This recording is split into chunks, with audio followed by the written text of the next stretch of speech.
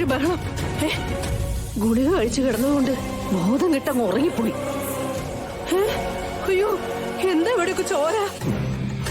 സാറേ, ഇതെന്തു പറ്റി? ആരാണെന്നറിയില്ല. രണ്ടുപേരും മോളുടെ മുറിയിലേക്ക് കയറി വന്നിട്ട് അവളെ കൊല്ലാൻ നോക്കി. എന്തേ കേക്കണേ?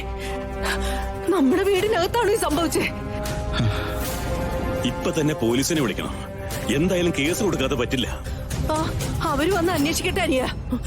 ഇവിടെ മനുഷ്യർക്ക് സമാധാനമായിട്ട് കിടന്ന് ഉറങ്ങണ്ടേ? തൽക്കാലം പോലീസ് സ്റ്റേഷനിലേക്ക് പോകാൻ പറ്റില്ല. നാളെ നേരം വിളിക്കുമ്പോ മോളുടെ എൻഗേജ്മെന്റ് അല്ലേ.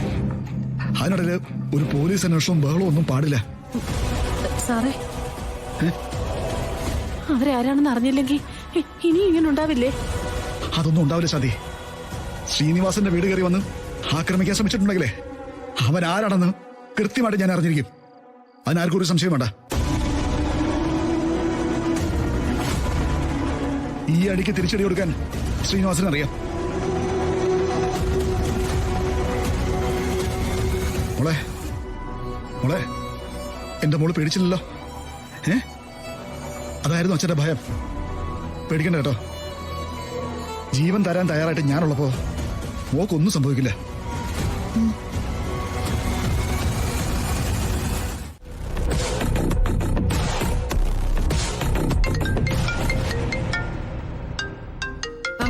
ഹലോ മോളെ, ഞങ്ങൾ ഇറങ്ങാൻ തുടങ്ങുക. നിങ്ങളിപ്പോ എവിടെയാ?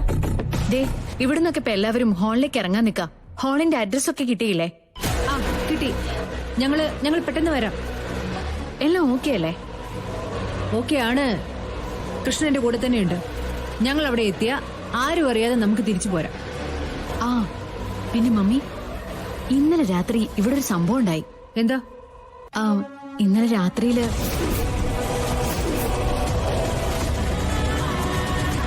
അനിയ സാറിന്റെ ചങ്കുറ്റി സമ്മതിക്കണം. ആ സ്ഥാനത്ത് മറ്റാരെങ്കിലും ആയിരുന്നെങ്കിലേ ആ വന്നവരെ എല്ലാവരെയും കൊന്നേനെ. മോക്കൊന്നും സംഭവിച്ചിട്ടില്ലല്ലോ, അത് നന്നായി. അല്ല, ആ കാലിലെ പ്ലാസ്റ്റർ ഒക്കെ വെച്ചിട്ടാണോ നീ ഓഡിറ്റോറിയത്തിലേക്ക് പോകാൻ പോകുന്നത്? ഇല്ല മമ്മി, രാവിലെ തന്നെ പ്ലാസ്റ്റർ ഒക്കെ എടുത്തു. അതുകൊണ്ട് കാര്യങ്ങളൊക്കെ കുറച്ചുകൂടെ എളുപ്പമായി. ഇനിയിപ്പൊ കൃഷ്ണയ്ക്ക് വേഷം മാറാനൊന്നും ബുദ്ധിമുട്ടില്ലല്ലോ. ഓക്കെ മോളെ, സംസാരിച്ചു നിൽക്കാനായിട്ട് സമയമില്ല. ഞങ്ങൾ ഇറങ്ങുക. ദേ, ഓഡിറ്റോറിയത്തിൽ എത്തുന്നത് വരെ ഒരാൾക്കും ഒരു സംശയം ഉണ്ടാവാതെ സന്തോഷിച്ച് ചിരിച്ച് ഹാപ്പി ആയിട്ട് നിൽക്കണം. മനസ്സിലായോ? ശരി ശരി, ഞാൻ നോക്കിക്കോളാം. ആ, എല്ലായ്പ്പോഴും പറയാറുള്ളതാ. പക്ഷെ അവസാന നിമിഷത്തിൽ നിന്റെ നിയന്ത്രണം അങ്ങ് തെറ്റും. ഇക്കാര്യത്തിലെങ്കിലും അതുണ്ടാവരുത്. കേട്ടല്ലോ? ആ, ഒന്നും ഉണ്ടാവില്ല. മമ്മി പെട്ടെന്ന് ഇങ്ങോട്ട് വന്നേ.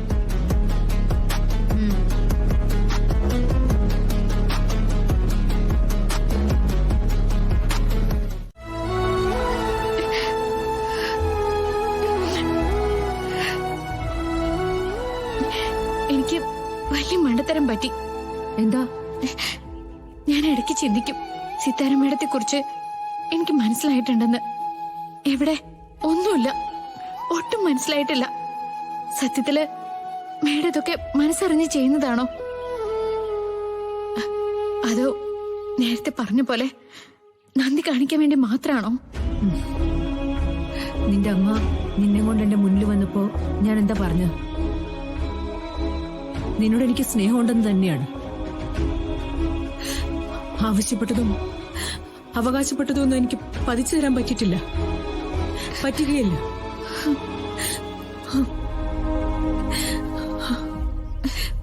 പക്ഷെ നിന്നെയും നിന്റെ മനസ്സും എനിക്കറിയാം.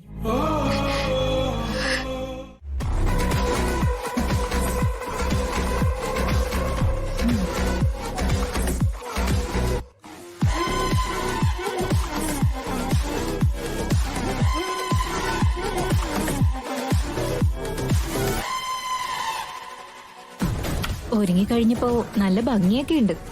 ഓ, എന്ന് വെച്ചാ ഒരുങ്ങിയില്ലെങ്കിൽ എന്നെ കാണാൻ ഭംഗിയില്ല അല്ലേ? അയ്യോ, അങ്ങനെയല്ല. ഏതല്ല, ഇതൊക്കെ നിങ്ങളെ പോലുള്ള ആളുകൾ ശീലിച്ചിട്ടുള്ള കാര്യമാണ്.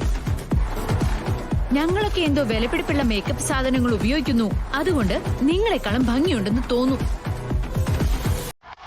ഇതിനെയൊക്കെ പറയുന്നതേ നാട്ടിൻ പുറത്തുകാരുടെ കോംപ്ലക്സ് എന്നാണ്. കോംപ്ലക്സ്.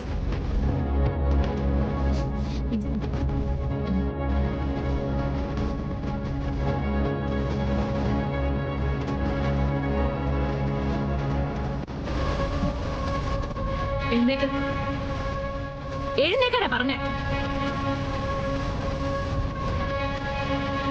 അല്ല ഇതിന്റെ ചുളിവൊന്ന് നേരെയാക്കാന്. ഹാ, നീയൊക്കെ അങ്ങനെയേ പറയൂ. പക്ഷേ എന്റെ ഡ്രസ്സ് ചീത്തയാക്കാനുള്ള ഉദ്ദേശമാണെന്ന് മനസ്സിലാക്കാനുള്ള കോമൺ സെൻസ് ഒക്കെ എനിക്കുണ്ട്. ഞാൻ നേരത്തെ പറഞ്ഞ കൂട്ടത്തിൽ തന്നെയല്ലേ നീയും. നാട്ടും പുറത്തുകാരുടെ കോംപ്ലക്സ്. എനിക്കങ്ങനെ ആരോടും കോംപ്ലക്സ് ഒന്നുമില്ല. ഗാഥ നന്നായിട്ട് നടന്നാ ഗാഥയ്ക്ക് കൊള്ളാം, അല്ലാതെ എനിക്കെന്തുവാ. എനിക്ക് എന്റെ ഓട്ടോ ഓടിച്ചാ ജീവിക്കാം, അല്ലേ സുനന്ദേച്ചി? യെസ്, അതാണ്. ഓട്ടോ ഓടിച്ചാലും ജീവിക്കാം. ഓട്ടോ ഓടിച്ചാൽ മാത്രമേ നിനക്കൊക്കെ ജീവിക്കാൻ പറ്റൂ. ആ ദരിദ്രവാസിത്തരം കൊണ്ടേ എന്റെ മുന്നിൽ വേഷം കെട്ടാൻ വന്ന് നിക്കണ്ടെന്നാ പറഞ്ഞത്. മനസ്സിലായോ?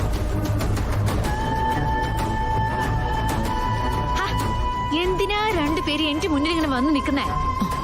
ഞങ്ങളെ ഇങ്ങോട്ട് പറഞ്ഞു വിട്ടത്. ആര്? അവരായിരിക്കും ആ കൃഷ്ണയുടെ തള്ള. അതെ, അമ്മയെ കുറിച്ച് മോശം സംസാരിക്കരുത്. മോശം സംസാരം കേൾക്കാൻ എന്തിനാടി നീയൊക്കെ വന്ന് നിക്കുന്നേ? പൊക്കൂടെ എങ്ങോട്ടെങ്കിലും. ചേച്ചി വന്നേ. പോ